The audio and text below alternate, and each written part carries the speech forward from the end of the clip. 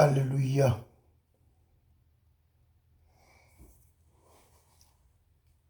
Un test est soumis à notre méditation. Et il est tiré du livre de Marc, à son chapitre 4, du 30e au 34e verset. Et il dit ceci.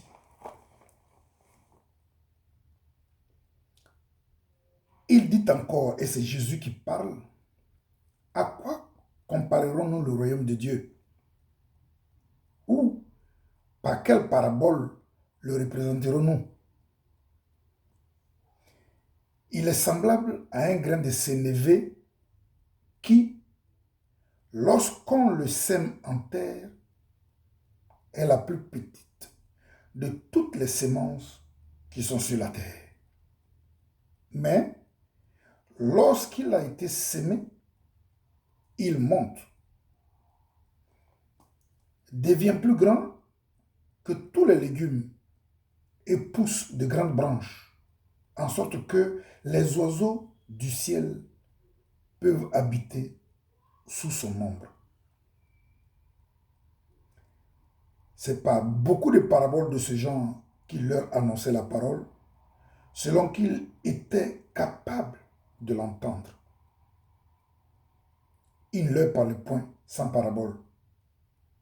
Mais en particulier, il expliquait tout cela à ses disciples. Amen. Voilà donc notre test de méditation. Que l'Esprit de Dieu soit donc avec nous et nous ouvre l'entendement, nous guide lui-même, afin que nous comprenions le contenu de ce passage et surtout le message que Jésus véhicule à travers la parabole. La parabole de Sénévé. Alléluia. Comme on le sait, durant tout son ministère terrestre, notre Seigneur Jésus-Christ a passé plus de temps à enseigner qu'à faire autre chose. Et en son temps-là, à cette époque, tous les grands maîtres qui enseignaient se servaient de proverbes et de paraboles pour véhiculer leur message. Mais comme la Bible nous l'enseigne, nous le dit, Jésus était un grand maître, le plus grand. Pourquoi le plus grand? Parce que la Bible nous dit que si on avait écrit tout ce qu'il avait enseigné, aucune bibliothèque ne pourrait contenir les livres qu'on allait écrire. Il est le plus grand parce qu'il y a maintenant plus de 2000 ans. Mais son enseignement impacte encore le monde. Au point que ce n'est plus seulement ses disciples, mais les hommes influents de ce monde-là ont fini par s'attacher, ont fini par suivre, ont fini par se laisser impacter par le message de Jésus-Christ. On voit des hommes politiques, les gouvernants de ce monde, il y en a qui sont touchés et qui confessent, qui reconnaissent que Jésus est un grand maître. On voit les grandes stars,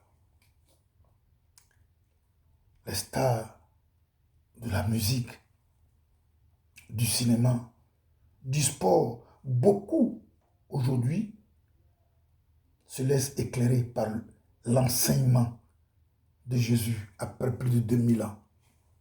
Il est donc le plus grand des maîtres à avoir enseigné. Alléluia. Donc, comme ces grands maîtres-là se servaient des paraboles et des proverbes pour véhiculer le message, Jésus, naturellement, le faisait également. Mais comme on nous le dit, comme la Bible nous le dit, le texte même que nous avons lu tout à l'heure, nous a dit au verset 33, c'est par beaucoup de paraboles, beaucoup beaucoup de paraboles de ce genre qui lui a annoncé la parole. Et il termine par le dernier verset 34. Il ne leur parlait point sans parabole. Et tout cela, ça a amené les disciples à lui poser la question un jour. Mais maître, pourquoi tu ne peux pas ne pas parler sans parabole? Et surtout, pourquoi à eux là, tu ne parles pas sans parabole?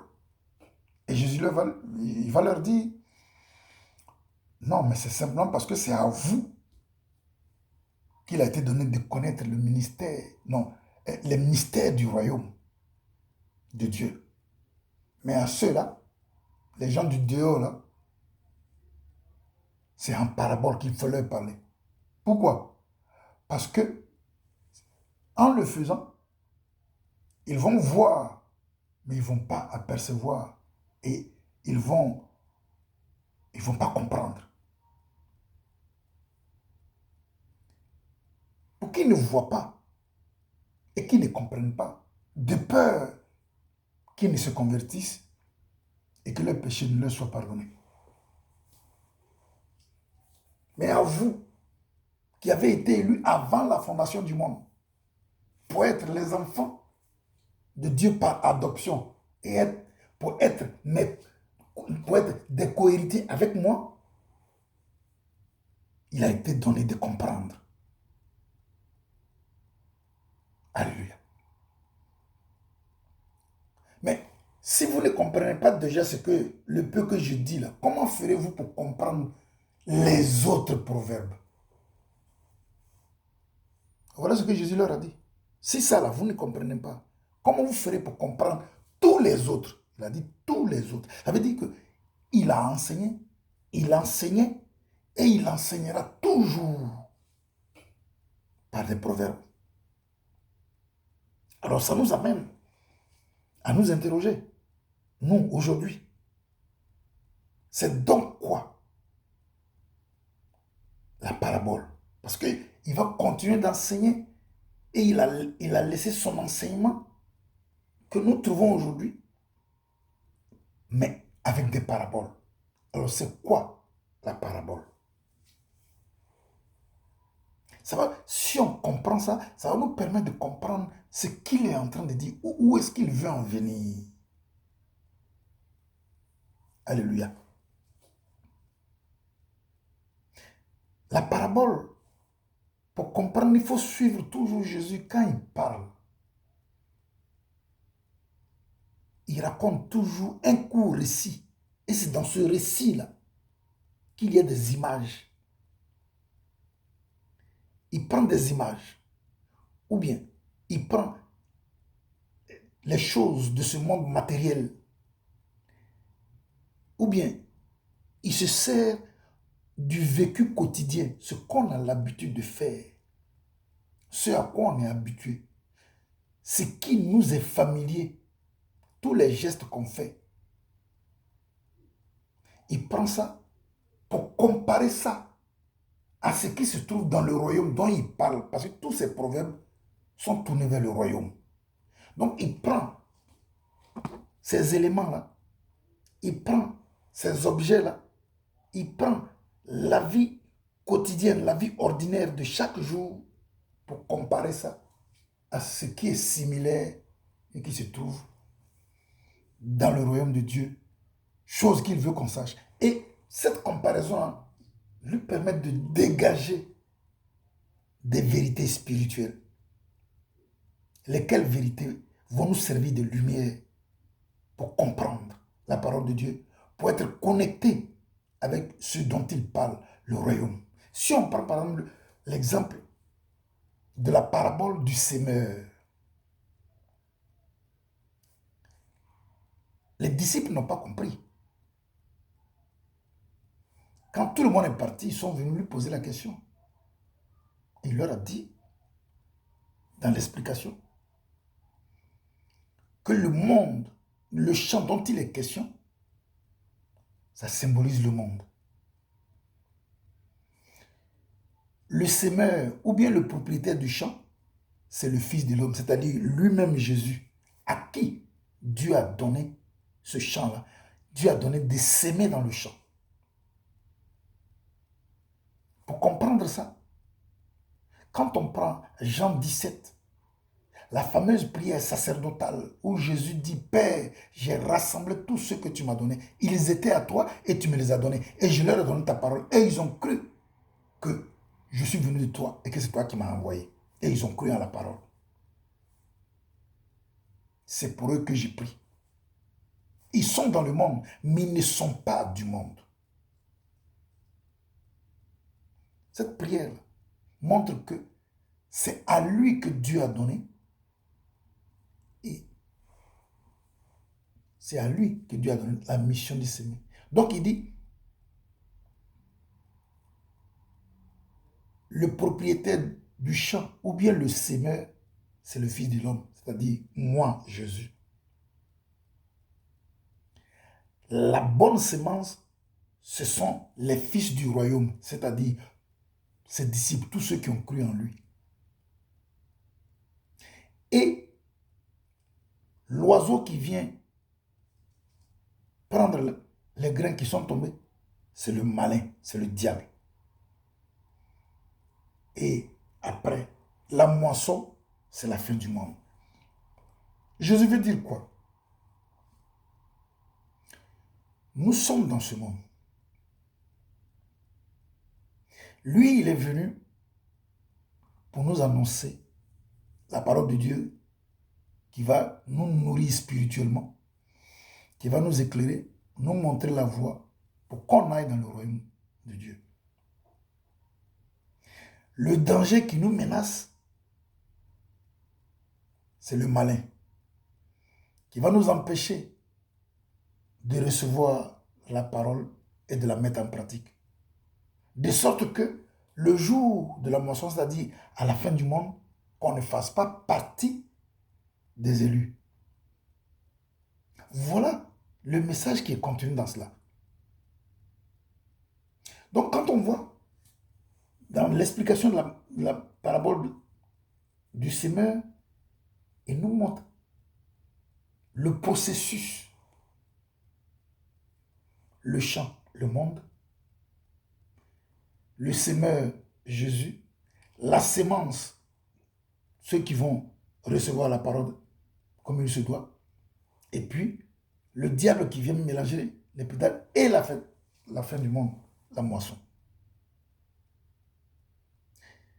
Donc, à travers les paraboles qu'il donne, il compare les choses de ce monde-là au royaume.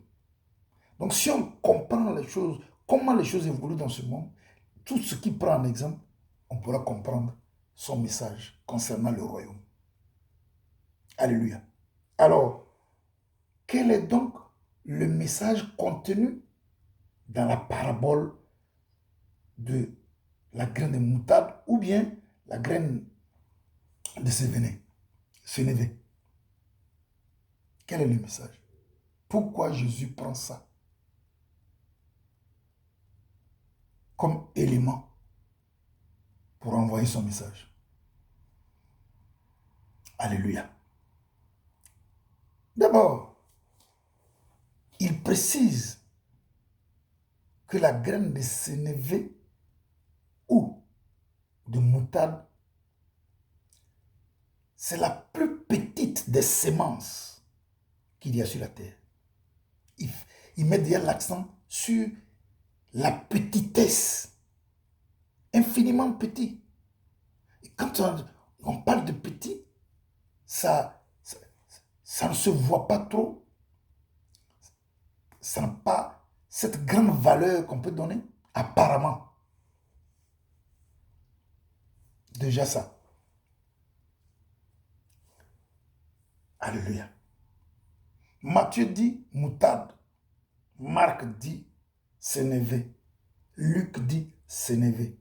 Mais c'est Jésus qui parle de la petite graine. Dans les deux cas, c'est Jésus qui parle. Mais pourquoi? Est-ce qu'il y a contradiction? Non. La graine de moutarde, la graine de sénévé. Donc, la moutarde et le sénévé, ça appartient à la même famille de plantes. Et ça se présente de la même manière, même si les grains ne sont pas les mêmes, mais les plantes se présentent de la même manière. Donc, ces plantes sont de la même famille, comme je viens de le dire. Ils sont de la famille appelée les crucifères. Ce sont des plantes qui sont identiques. Donc, on les a classées dans la même famille et on les appelle les crucifères. Pourquoi crucifères? Parce que ces plantes-là, s'il y en a 5, s'il y en a 10, les mêmes, là, ils donnent des fleurs qui, qui sont composées de 4 pétales. Et ces pétales-là sont disposés en forme de croix. Que ce soit moutarde, sénévé ou autre, mais tout ce qui est de la famille de crucifères donne des fleurs à 4 pétales disposés en croix. On les appelle crucifères parce que le fait que ça soit disposé en croix, ça fait allusion au crucifix. C'est cela. Donc, à travers ça, Jésus veut envoyer un message. C'est pour ça qu'il prend ça, justement. Maintenant, les fleurs, les autres fleurs que nous connaissons, les hibiscus, c'est des tiges de fleurs et qui donnent maintenant la fleur. Or, ici, ce n'est pas des tiges.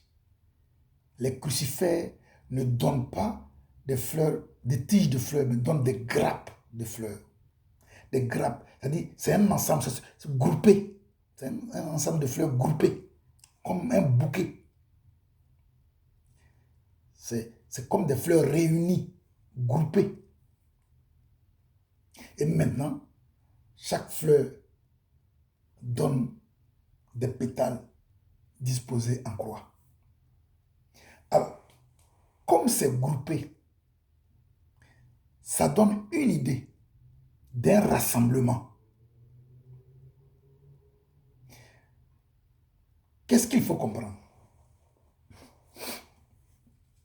Vous savez, l'histoire nous dit que le monde a été dominé par des empires à cette époque-là. Et les Juifs, eux, ils ont été, disons, je ne parle pas de colonisation, mais ils ont été dominés par des Grecs, qui étaient l'empire le plus puissant de l'époque. Donc, ils sont sous la domination des Grecs. Or, quand un empire ou un peuple domine sur un autre, il lui impose sa culture, sa langue, et tant d'autres choses.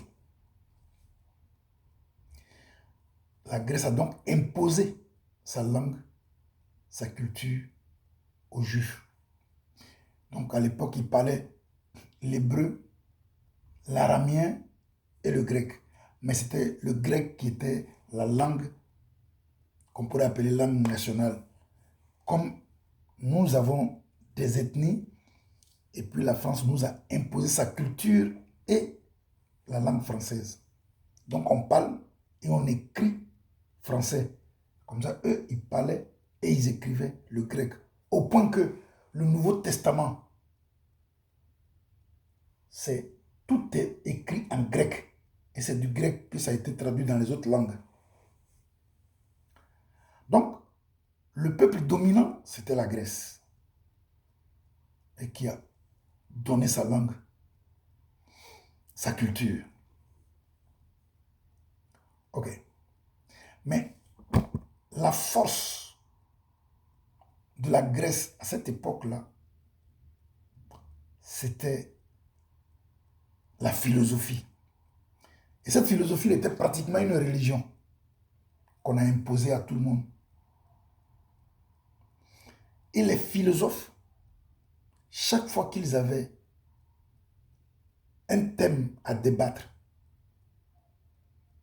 ils se donnaient rendez-vous à un endroit donné. Donc, au jour du rendez-vous, ils se rassemblaient à ce lieu de rendez-vous. Ils constituaient donc une assemblée pour discuter d'eux. Et puis on donne le nom du thème. Donc, leur assemblée, en grec, ça se disait ecclésia. L'assemblée, c'est ecclésia. C'est-à-dire un rassemblement de personnes en une assemblée pour discuter d'eux. Donc, quand les grands maîtres du temps de Jésus rassemblaient leurs adeptes ou bien leurs disciples pour un enseignement, ce rassemblement-là était dit ecclésia, puisque c'était le grec qu'on parlait.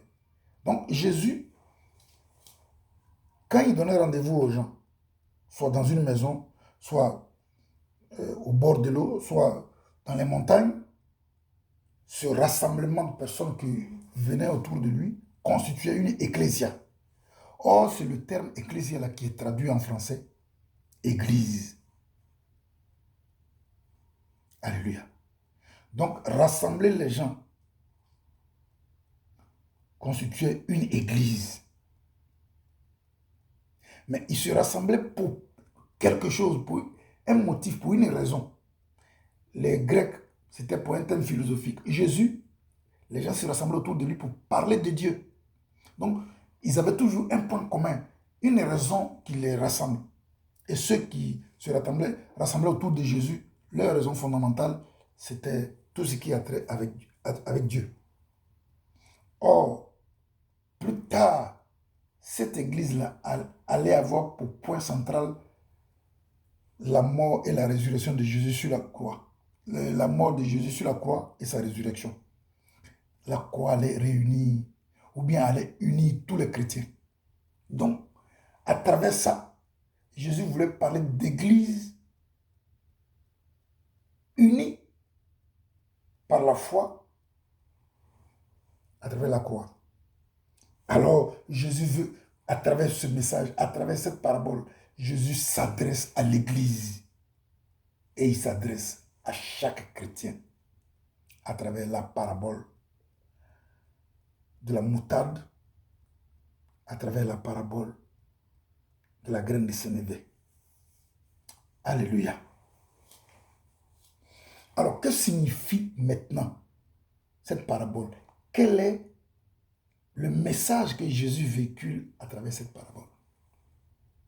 Je l'ai dit au départ, il précise bien, c'est la plus petite des semences qu'il y a sur la terre.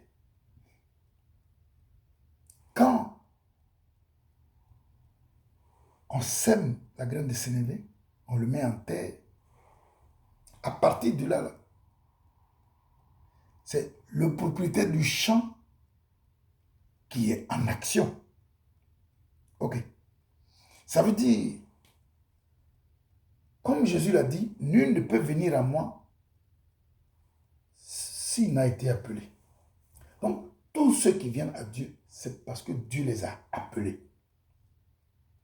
Et comme je l'ai dit, nous avons été élus avant la fondation du monde pour être des enfants de Dieu par adoption. Donc, c'est l'élection de Dieu qui fait que on se rassemble l'un après l'autre. Parce que Jésus a dit dans la prière sacerdotale dont j'ai parlé tout à l'heure, c'est pour eux que j'ai prie. Mais ce n'est pas seulement pour eux. Je prie aussi pour ceux qui vont venir. Donc, au fur et à mesure que le temps passe, Dieu appelle quelqu'un en lui. Parce qu'il l'avait déjà élu avant la fondation du monde. Et quand son temps arrive, Dieu l'appelle. Et quand tu viens à Dieu,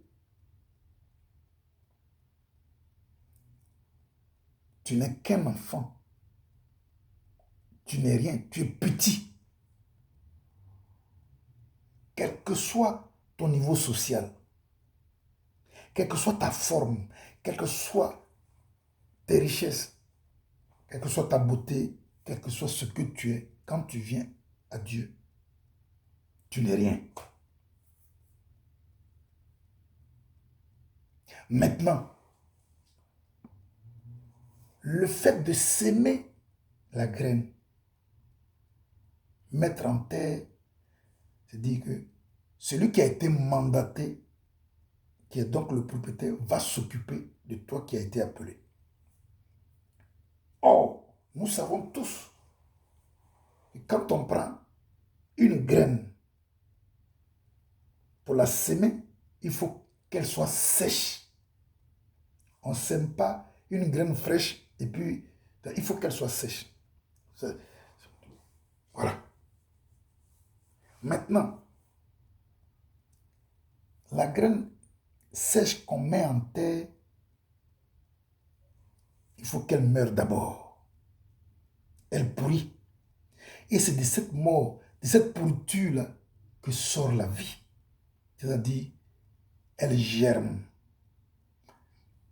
Pour le chrétien, quand Dieu t'appelle à lui,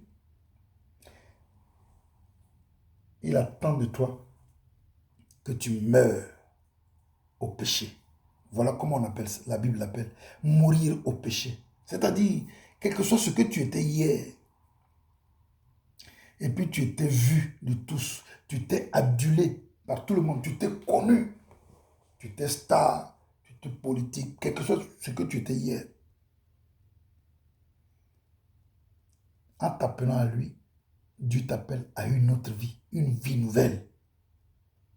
Et cette vie nouvelle-là est différente de celle que tu menais hier. Alors, les gens vont s'étonner de te voir différent. Tu ne fais plus les mêmes choses.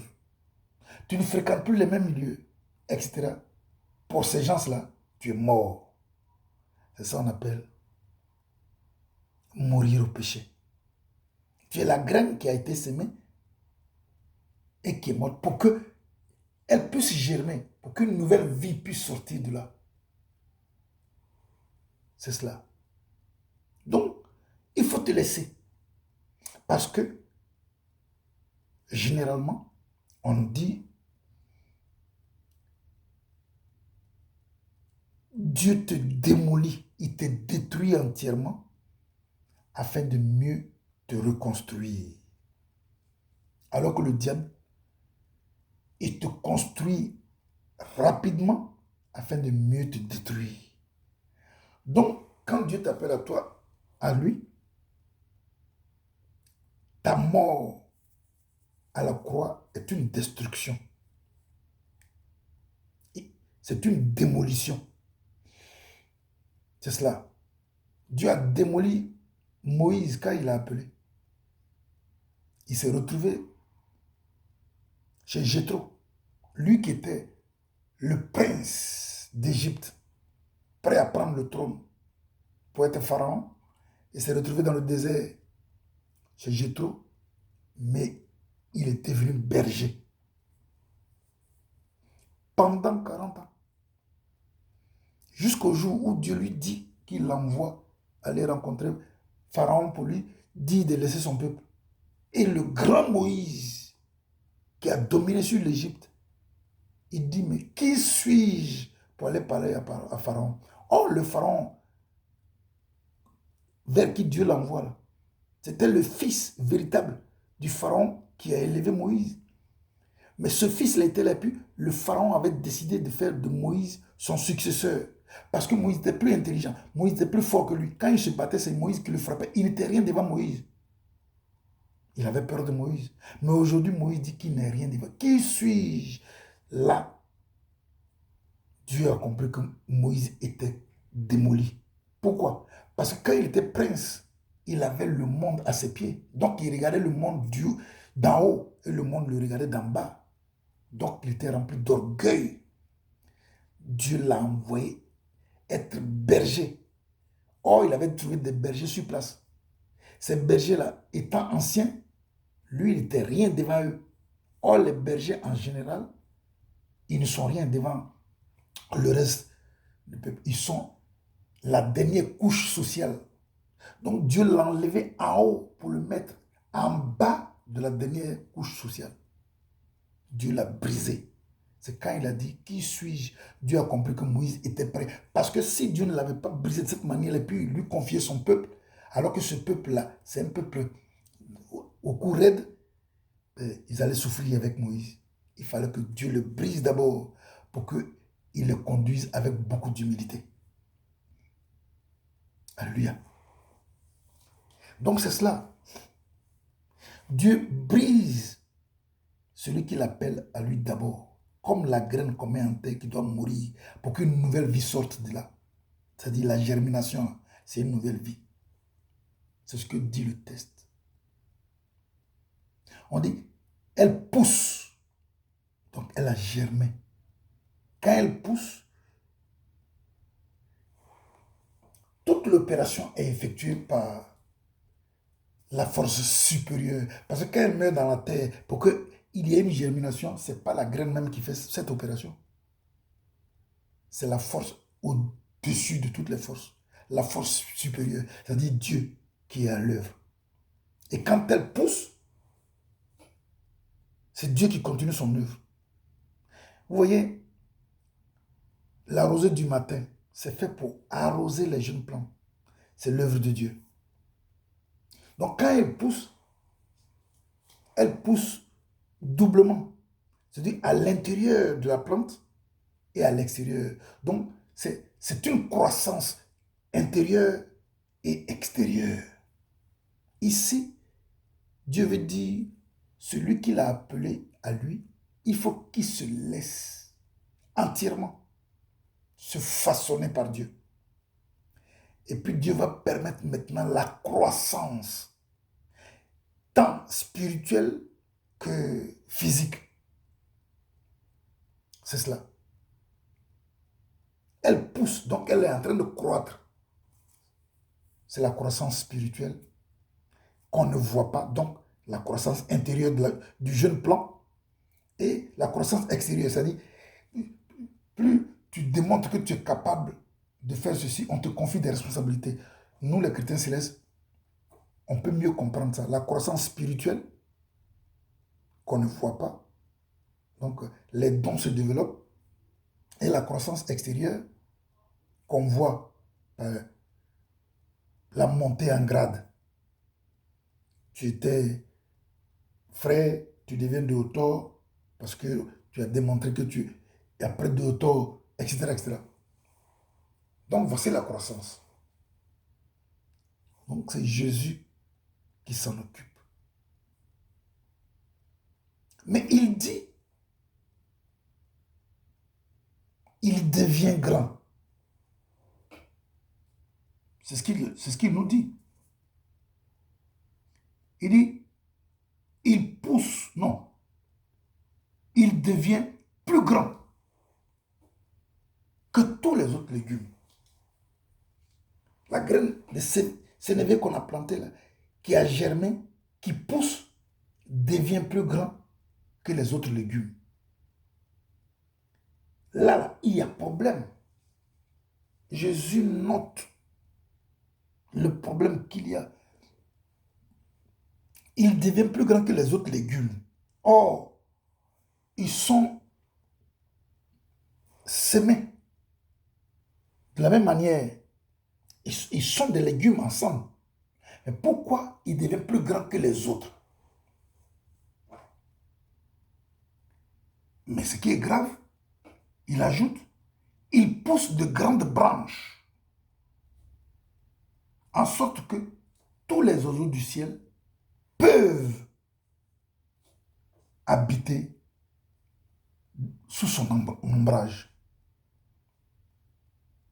Il devient plus grand que les autres légumes. Comment pouvez-vous comprendre que j'ai semé du maïs? Il y a un maïs qui pousse et il devient plus grand que les autres maïs. Et puis, il va pousser de grandes branches au point de permettre à tous les oiseaux du ciel de venir trouver ombrage dans ces branches-là. Il y a lieu de chercher à savoir ce que Jésus veut dire. Parce que quand il dit il devient un arbre qui a des grandes branches, c'est comme si Jésus ne sait pas de quoi il parle. Il devient plus grand que les autres légumes et il devient un grand arbre avec des grandes branches. La moutarde et le sénévé, quand ils vont pousser, quel que soit le temps qui passe, ils ne deviennent jamais un arbre. Jamais. Ils ne sont pas appelés, ils ne sont pas faits pour devenir un arbre. Jamais. C'est des légumiers. Ils vont porter les légumes qui ont à leur sein des grains qu'on va semer encore, qui vont pousser, qui vont porter des légumes, des légumes. Mais jamais ils deviendront un arbre. Alors si Jésus dit qu'il devient plus grand et il devient un arbre qui va pousser des grandes branches, dont les feuillages vont servir d'ombre à tous les oiseaux du ciel, Jésus attire notre attention sur un fait clair, puisqu'il s'adresse à l'Église et aux chrétiens. Qu'est-ce qu'il veut dire?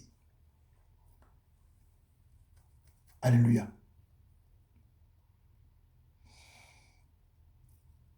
Devenir grand. Quand on devient grand, c'est qu'on est vu. On paraît. Ça, c'est grandir, c'est paraître. Or, celui qui est chargé de veiller sur la croissance de ce légumier. Mais le légumier croît jusqu'à il devient un arbre. Et Jésus en parle. C'est qu'il y a une situation anormale ici. Qu'est-ce qui se passe? Jésus nous ramène dans le jardin d'Éden. Dieu a tout mis dans le jardin avant de mettre l'homme. Et lui a dit, tu peux tout jouir, tu peux jouir de tout. Mais tu ne mangeras pas le fruit de l'arbre qui est là. C'est l'arbre de la connaissance du bien et du mal. Mais la Bible nous dit que chaque jour, Dieu venait voir l'homme. Ça veut dire que chaque jour, Dieu venait pour enseigner l'homme. Il faut qu'il lui apprenne toute la création. Parce que c'est lui, l'intendant. C'est lui le prince. C'est lui l'administrateur de toute la création de Dieu. Il faut qu'il la connaisse. La preuve en est que Dieu l'a appelé un jour pour lui dire de donner un nom à tous les animaux. Donc, Dieu permet à l'homme de participer à la création. Parce que quand on donne un nom, ça nous donne autorité sur ce qu'on a nommé. C'est pourquoi ce sont les parents qui donnent un nom à un enfant pour avoir autorité sur lui. Donc, Dieu a donné autorité à l'homme sur tout ce qu'il a créé. Seulement, Dieu venait pour enseigner l'homme, lui enseigner tout ce qu'il devrait savoir afin de croître, afin de grandir, pour devenir ce que lui, Dieu veut que l'homme devienne, ce qu'il attend de lui. C'est ce que Jésus était en train de faire à travers la graine de sénévé. Il arrose, il permet la croissance et il attend que la graine de sénévé devienne la plante qui va produire des légumes, qui va produire le sénévé. La moutarde qui va produire la moutarde. Mais malheureusement, la croissance a dépassé ce que Jésus attendait. Ça veut dire ici que le chrétien qui grandit, c'est-à-dire lui-même, il a envie de devenir ce à quoi il pense, ce à quoi il rêve. Donc il devient grand à ses yeux. Donc il n'a plus le temps de se laisser former comme Adam a voulu devenir Dieu. Donc Il n'attendait plus de recevoir l'enseignement progressif de Dieu, mais il veut recevoir l'enseignement qu'on lui donne maintenant là, afin qu'il devienne Dieu. Le chrétien qui ne veut pas croître progressivement selon la volonté de Dieu, mais qui se voit grand à ses yeux déjà, qui a déjà grandi à ses yeux, il échappe à la direction de l'Esprit de Dieu. Pas échapper, pas parce qu'il est capable, mais ça veut dire que Dieu nous a appelés à la liberté. Nous avons le libre arbitre. Quand on choisit de faire ce qu'on veut faire, Dieu ne nous oblige pas à faire ce que lui veut. Il n'a pas obligé Adam et Ève. Ils ont fait ce qu'ils ont voulu. Donc le chrétien qui n'attend pas la croissance, qui n'attend pas l'évolution que Dieu attend de lui, il devient ce qu'il a envie de devenir. Et cette semence-là est devenue l'arbre que ça ne devrait pas devenir. L'arbre, à quoi ce n'était pas destiné? Pourquoi Jésus dit c'est un arbre, alors qu'il sait que ça ne doit pas devenir un arbre? Mais il dit que c'est devenu un arbre. Ça veut dire quoi? Le chrétien qui est grand à ses yeux, il est guidé par ce qu'on appelle l'orgueil. Et cet orgueil le fait monter et il devient grand à ses yeux. Pourquoi je dis l'orgueil? Dieu nous l'a fait savoir à travers Nebuchadnezzar. Nebuchadnezzar était trop grand à ses yeux. L'empereur qu'il est, le roi qu'il est, il a le monde à ses pieds. L'orgueil est monté. Alors Dieu est venu lui faire savoir ce que ça va devenir, ce qu'il est en train de faire. Jusqu'où il ira avec ce qu'il est en train de faire. Il lui montre sa fin sur sa propre couche, dans un songe. Il voit un arbre qui est plus grand que tous les autres arbres, un arbre imposant. Et puis, il voit l'un de ceux qui veillent, c'est-à-dire un ange, et qui donne l'ordre à détruire. Il dit coupez-le et détruisez-le. Nebuchadnezzar n'a pas compris. Il a appelé tous ses sages là pour lui expliquer le songe. Aucun. On a appelé l'homme de Dieu, Daniel. Il dit, roi, vis longtemps. Ce que tu as vu là, l'arbre là, c'est toi. Mais comme ça a grandi plus que tous les autres arbres, c'est que ton orgueil est monté. Tu es devenu trop orgueilleux. Et l'un de ceux qui veillent, qui est venu donner l'ordre d'abattre l'arbre et de le détruire, c'est la sentence de Dieu. Dieu va te terrasser. Parce que Dieu a horreur des orgueilleux.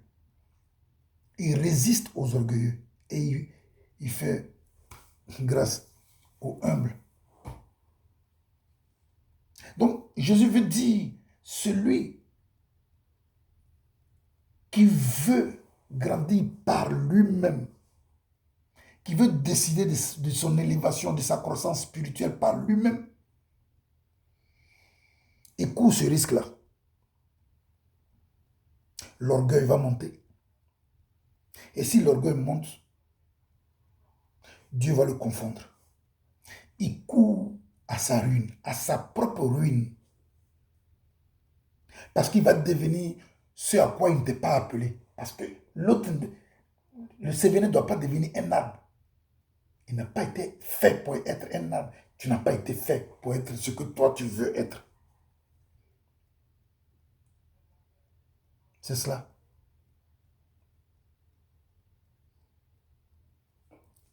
Voilà ce que Jésus veut qu'on sache. Que nous sommes comme la graine de sénévé, petits. Et c'est lui qui nous a appelés à lui et qui se charge de notre croissance spirituelle, de notre élévation spirituelle, de notre devenir spirituel. Il faut qu'on se laisse aller. Marcher selon l'esprit et non selon la chair. Parce que l'esprit a des désirs contraires à ceux de la chair. La chair en a de contraires à ceux de l'esprit. Les deux sont opposés, mais diamétralement opposés, afin que vous ne vous permettiez pas de faire ce que vous voudriez. Marchez selon l'esprit. Mais avant ça, il dit, vous avez été appelés à la liberté. Mais ne faites pas de votre liberté un prétexte pour vivre selon la chair. C'est cela. Que Dieu soit avec nous. Donc ça, c'est le chrétien. Et comme c'est nous, chrétiens, qui formons ce qu'on appelle l'Église, Jésus nous donne, à travers la graine de moutarde ou bien du sénévé, ce qui attend l'Église. Il dit, il parle à Jean de transmettre son message. Il a trouvé Jean sur l'île de Patmos, de parler à l'Église, de parler aux chrétiens. Dans Apocalypse, il dit, je connais votre œuvre, où vient vos œuvres. Seulement, vous avez rejeté votre premier amour. Il faut revenir, sinon je vais enlever votre chandelier. Ça veut dire quoi? Le chandelier là, c'est l'image du seul arbre que Dieu veut voir dans l'église. Le seul arbre. Et cet arbre-là, c'est l'arbre de vie, qui est Jésus-Christ. Mais ce n'est pas l'arbre de la connaissance du bien et du mal, bon, qui est le symbole de tout ce qui réveille l'orgueil. C'est l'arbre de vie. Parce que le chandelier qu'on voit là, les 7 branches-là, en hébreu, ce sont les lettres qui composent le nom de Jésus. Yeshua, c'est ça, les 7 branches. Or, le chandelier est l'image de l'arbre que Moïse a vu, qui brûlait mais qui ne consommait pas, qui ne consumait pas. Cet arbuste-là, on l'appelle la menorah. C'est un arbuste réel. Il pousse par branche, il fait 7 branches. Menorah. C'est ça.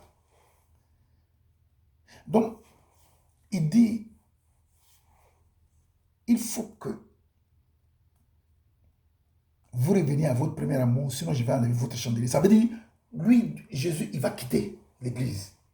Or, le chandelier, c'est ça qui produit la lumière qui éclaire. C'est ça, les 7 esprits de Dieu. Donc, si les 7 esprits de Dieu ne sont plus à l'église, et la lumière n'est plus là, l'église n'est plus.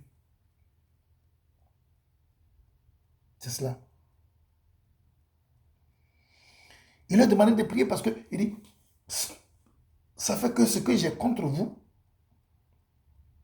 c'est que vous avez en votre sein des Nicolaïtes. Ça veut dire quoi? Jésus nous enseigne à travers l'histoire de la manière dont la France a connu ce qu'on appelle la Révolution française. Donc, on est passé de la monarchie à la République. Les Russes ont connu, eux aussi, ce moment-là. Leur roi, qui était appelé des tsars, à un moment donné, le peuple en avait marre. Et il y a eu une révolution qui a fait tomber les stars. Les tsars. Le meneur de la révolution s'appelait Nicolaï. Quand le peuple a vaincu les rois, les stars, il fallait maintenant que le pays soit dirigé. Donc le peuple s'est tourné vers Nicolaï pour qu'il prenne la direction du pays. Mais il ne va pas le diriger seul. Donc, tous ceux qui étaient autour de lui, ces hommes forts qui l'ont accompagné dans la révolution, il les a pris pour faire son gouvernement, pour diriger. Ceux-là, ils n'avaient pas le sang royal et ils étaient obligés de diriger un royaume avant que ça ne devienne une république. Ils n'avaient pas le... Or, c'est ceux qui ont le sang royal qui doivent diriger. Mais eux, ils n'avaient pas le sang royal. Jésus veut dire quoi? Ce qu'on appelle l'église, là, c'est la maison de Dieu. Et c'est Dieu qui choisit ses serviteurs lui-même. Il a dit, nous avons été élus avant la fondation du monde pour être les co-héritiers, pour être les enfants par adoption et les co-héritiers. Donc, ceux qu'il a choisis, il a confié à chacun un rôle, une mission définie et il a oint pour ça. Avant même que tu ne sois conçu dans le sein de ta mère, je te connaissais et je t'avais établi prophète. Il a oint chacun pour une mission donnée. Donc, ce sont les oints de Dieu qui doivent diriger la maison de Dieu. L'Église a remplacé les oints de Dieu pour faire entrer ceux qui n'ont pas été élus de Dieu, qui n'ont pas été oints par Dieu. Ça, c'est venu comment? En 312, l'empereur Constantin est entré dans l'église. Or, Jésus avait prévenu l'église. Vous serez persécutés pendant 10 jours. Donc, il faut veiller et prier. Ce n'est pas 1, 2, 3, 4, 5, 6, 7, 8, 9, 10. Non. La chrétienté ou les chrétiens allaient être persécutés sous le règne des 10 empereurs qui allaient se succéder. Et ça a duré 3 siècles de persécution. Mais il dit de veiller, de prier, de ne pas... Mais le diable allait venir à eux comme un lion rugissant, cherchant qui dévorer. Mais s'ils persévèrent, ils continuent, ils prient, ils allaient vaincre. Mais en ce moment-là, le diable allait revenir sous une autre forme. Il allait revenir comme un ange de lumière. C'est-à-dire quelqu'un qui allait venir et se présenter comme quelqu'un de confiant, quelqu'un à qui on peut avoir confiance, quelqu'un de vraiment très bien. Mais après, quand il va maîtriser la situation, il va avoir la même mise sur tout, il va enlever son masque, il va faire voir son vrai visage. Il faut s'en méfier. Jésus avait prévenu l'église.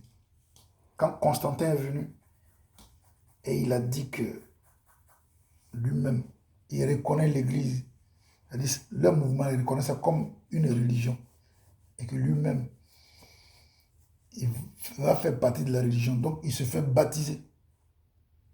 Et il encourage tous ceux qui sont avec lui d'en faire autant. Et il prend maintenant un décret demandant à tout son empire de devenir chrétien. Pour tous ceux qui veulent avoir une place au soleil. Et pratiquement c'était imposé à la fin.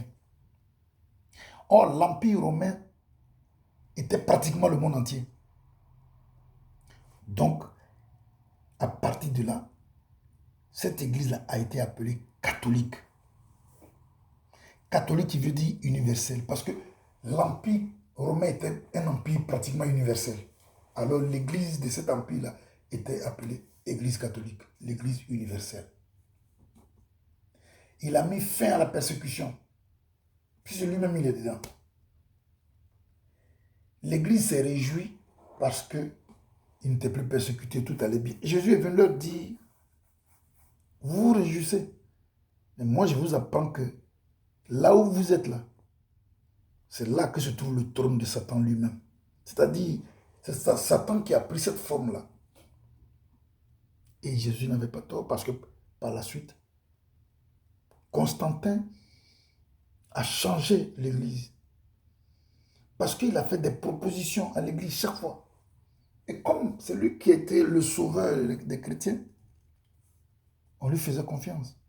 Chaque fois, il dit, bon, est-ce qu'on peut faire ça?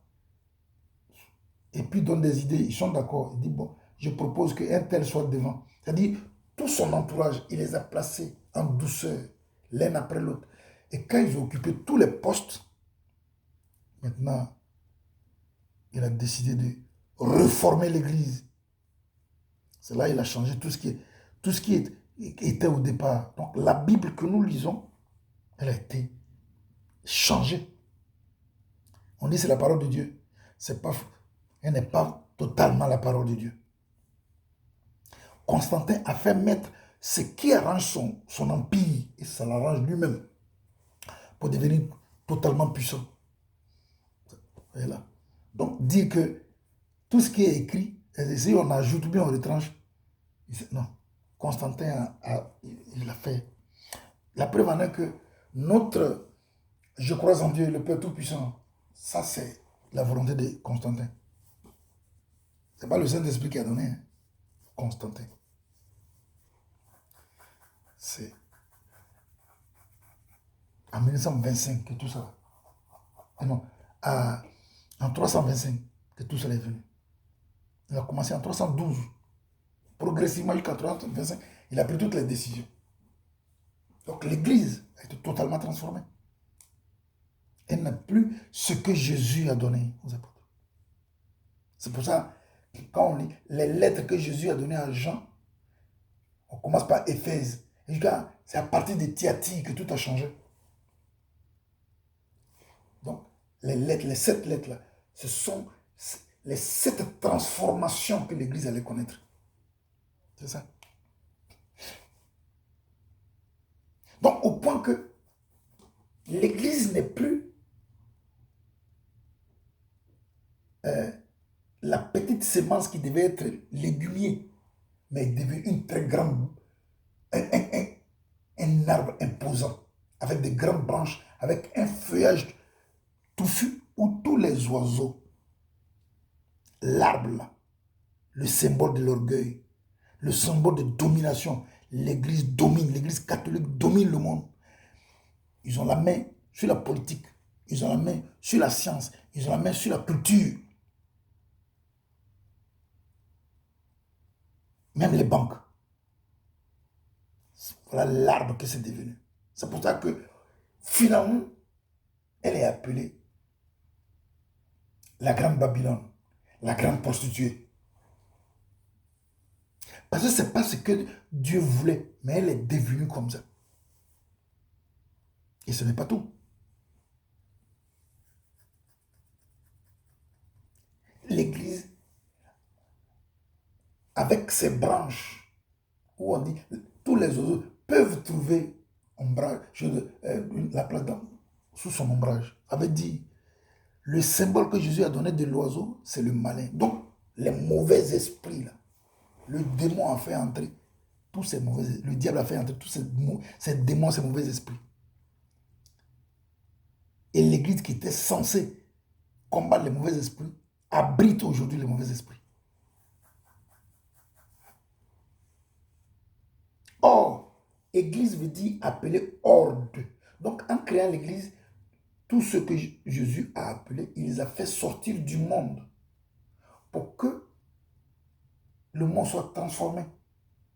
Mais avec Constantin, l'église qui était sortie du monde est revenue dans le monde. Donc c'est le mariage de l'église avec le monde. C'est cela. Tout est renversé.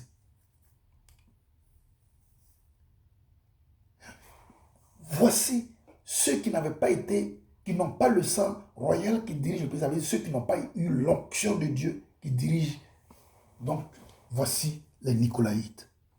Et il ne s'arrête pas là. Il dit, ce que j'ai contre vous, c'est que il y a là parmi vous des gens qui enseignent la doctrine de Balaam. Quand on n'a pas voulu laisser Jésus permettre notre croissance, voilà ce qu'on devient. La doctrine de Balaam, c'est que le peuple d'Israël qui revenait, qui était sorti de l'Égypte et qui allait en terre promise, chemin faisant, ils passaient les pays et puis les gens avaient peur d'eux compte tenu de ce que Dieu a fait pour eux. Un certain roi, Balak, il avait tellement peur d'eux qu'il allait chercher un devin, Balaam, pour maudire ce peuple-là. Et Balaam dit, il dit, maudis-les parce que je vais te donner telle richesse. Il dit, je ne peux pas les maudire. Je ne peux pas maudire ceux que Dieu a bénis. Il a augmenté les richesses. Il a insisté. C'est maintenant Balaam va lui dire, bon, on ne peut pas les maudire. La seule chose qu'on peut faire, c'est de les laisser créer leur camp là. On ne fait rien. Mais avec le temps, ils finiront par épouser nos jeunes filles et leurs jeunes gens. Leurs jeunes filles épouseront nos jeunes gens. Et ça, leur Dieu là n'aime pas. Il veut pas qu'ils se mélangent aux autres. C'est-à-dire, Dieu ne veut pas que le sacré soit mélangé au profane. Ce peuple est devenu un peuple sacré. Il ne faut pas, ils vont se mélanger. Dieu dit, l'Église a été appelée hors du monde. Parce que l'appel des Israélites de l'Égypte, c'est l'embryon de l'Église. Appelé hors d'eux. Parce qu'il a dit, Moïse, il faut sortir mon peuple pour aller m'adorer. Ils sortent du monde qui est l'Égypte pour aller adorer Dieu. Donc, appeler l'Église hors du monde pour Dieu. Donc, cette Église qui était en mouvement, Balaam dit, ils n'ont qu'à rester là, mais ils vont finir par se marier avec ceux à qui ils ne doivent pas se marier. Donc déjà, l'idée de mariage avec le monde avait commencé avant même le commencement de l'Église. C'est-à-dire à l'état embryonnaire, le diable avait déjà suggéré cette idée-là. Le mariage de l'Église avec le monde, chose que Dieu n'aime pas et il le sait. C'est cela. Dans l'Église, il dit qu'il y a des gens qui enseignent ça, c'est-à-dire des gens qui enseignent les chrétiens à vivre comme Dieu ne veut pas. C'est-à-dire à mener la vie que Dieu ne veut pas. C'est ça. Donc, des prédicateurs que nous sommes, ce qu'on doit enseigner, on enseigne le contraire de la volonté de Dieu aux enfants de Dieu. Ou bien on n'est pas regardant, on n'est pas strict dans l'enseignement. C'est-à-dire le suivi qu'on doit faire aux fidèles, on n'est pas, et puis on les laisse vivre comme ils veulent. Surtout on est en Europe ici. Donc, ils viennent à l'église, mais ils sont rattachés au monde. Même quand on chante nos manières de danser, la danse du monde. On est rattaché au monde. L'église s'est mariée au monde. L'église n'est plus sortie du monde. Parce que l'enseignement de Balaam nous a mariés. C'est ça. L'enseignement de Constantin a envoyé beaucoup de Nicolaïtes au milieu de nous. C'est-à-dire des gens qui n'ont pas été appelés par Dieu, qui n'ont pas été loin de Dieu et qui sont allés prendre l'onction d'huile, huile comme ça ordinaire, sur la tête, et puis bon, ils occupent des postes importants dans l'église. Donc, forcé, l'église est mariée au monde et dirigée par des Nicolaïtes. Mais ce n'est pas tout. Il y a Jézabel qui est dans l'église. C'est la même qui a fait tuer tous les prophètes. C'est-à-dire que L'enseignement qui amène les gens à faire ce qui n'est pas de Dieu et qui les tue spirituellement. Qu'ils soient visionnaires ou non, l'enseignement qu'on leur donne et qui n'est pas de Dieu les amène à vivre de sorte que spirituellement, ils sont morts, bien que avec de grandes soutanes. Spirituellement, ils sont morts. Les prophètes sont tués. Les serviteurs de Dieu sont tués par Jézabel. Le dernier point que je citerai, pour ne pas passer toute une nuit ici, dans l'église, on a des Corées, l'esprit de Corée. Parce qu'on n'a pas laissé Jésus nous former, mais on a voulu grandir par nous-mêmes. Donc on est devenu des Corées. Qui est Corée? Le cousin de Moïse, qui conduisait le peuple. Corée était un rebelle. Il se rebelle toujours contre les décisions de Moïse, sous prétexte que Moïse n'est pas le seul à être sanctifié. Parce que le peuple que Dieu s'est choisi, Dieu lui-même, il a dit qu'il est au milieu de son peuple. Et comme il est saint, là où il est, c'est sanctifié. Donc comme il est au milieu du peuple, le peuple est sanctifié. Donc Moïse n'est pas le seul à être sanctifié. Pourquoi c'est lui seul qui veut donner des ordres? Il a amené une rébellion. Des gens sont rangés de son côté.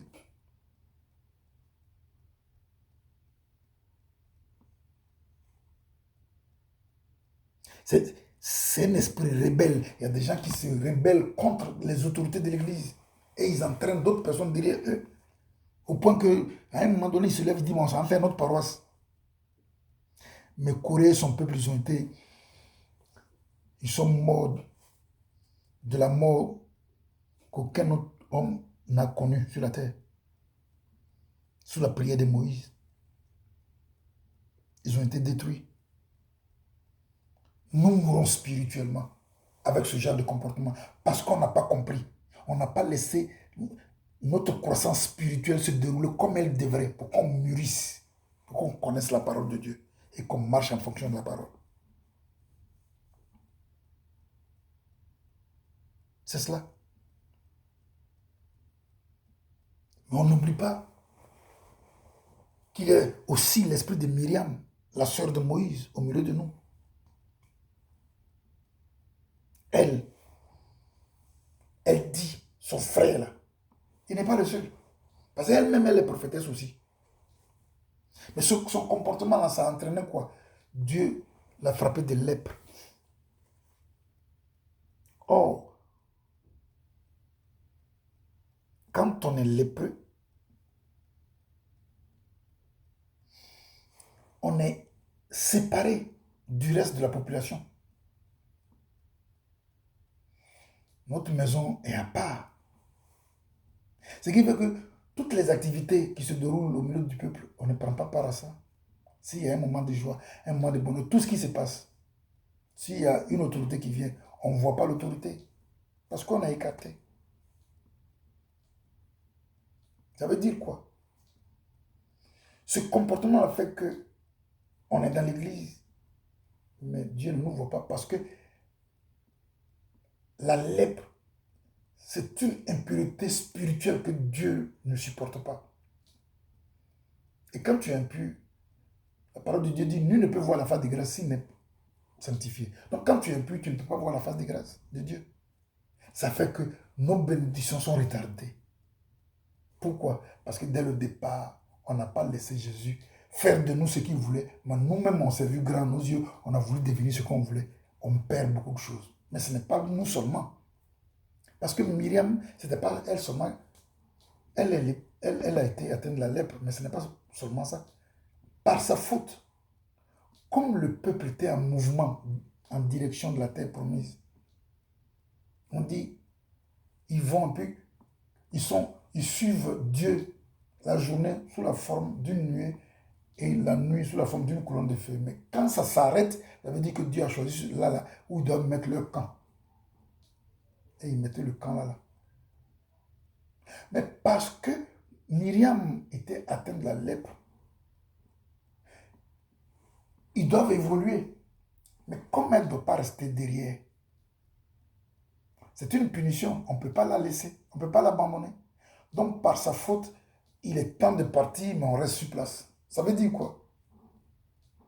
Que par la faute d'un individu, La bénédiction qui devrait être, ça peut être bloqué.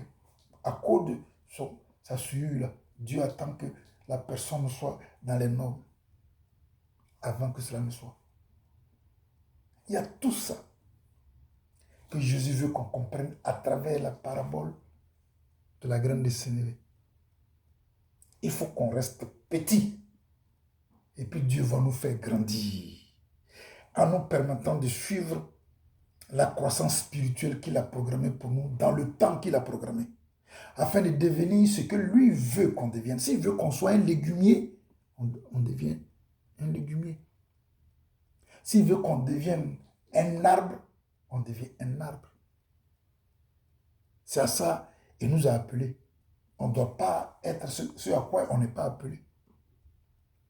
En ce moment-là, on marche selon nos propres volontés. Et comme on l'a dit, on ne marche pas selon l'esprit. Or, il nous faut marcher selon l'esprit et non selon la chair. Que Dieu soit avec nous. La graine de sénévé parle de nous individuellement et parle de l'Église. L'Église a eu trop de laisser aller et on a introduit beaucoup de ce qui ne devrait pas être fait dans l'Église. Parce qu'on a marché selon la chair. Parce que tous ceux qui étaient au devant ont marché selon la chair. Il y a eu trop de copinage. On a donné beaucoup d'onction à ceux qui ne méritaient pas ou à qui on ne devait pas encore donner l'onction. On leur a donné des responsabilités pour lesquelles Dieu ne les a pas appelés. L'Église va à l'envers. Or, on disait habituellement, dans cette église-là, il suffit de prier une seule fois et Dieu répond 7 fois. Aujourd'hui, là, on prie plus de 7 fois, Dieu ne répond pratiquement pas. Pourquoi? Est-ce que Dieu change? Dieu ne change pas. Mais c'est nous qui avons entraîné la situation. Il le dit dans sa parole. Mes mains ne sont pas trop courtes pour vous sauver, ni mes oreilles trop dures pour vous entendre, mais sont vos péchés. Et ce sont ces péchés-là, justement, qu'on a mis au devant de l'Église. L'Église ne peut plus fonctionner comme elle se devait. Or, Dieu a dit, il n'y a rien de commun entre nous et ça, parce que nous sommes le peuple de Dieu. Et si on vit comme ça, c'est-à-dire, ça ne peut pas aller. C'est pourquoi il nous invite, il dit, c'est pourquoi, sortez du milieu d'eux, séparez-vous, ne touchez à rien d'impur. Si on doit se séparer du monde, si on doit marcher de sorte qu'on ne touche pas aux choses qui sont impures, l'Esprit de Dieu est avec nous. Mais tant qu'on n'est pas séparé du monde, mais on est plutôt marié au monde et on s'accroche, les choses vont être toujours compliquées et difficiles. C'est arrivé à Israël. La Bible dit, c'est Ézéchiel qui le dit, la gloire de l'Éternel est sortie du temple et de Jérusalem. À force de multiplier les choses que Dieu n'aime pas, la gloire de l'Éternel s'est retirée. Que cela ne soit pas pour l'Église céleste, que cela ne soit pas pour nous, mais que l'Esprit de Dieu soit avec nous et qu'il nous aide.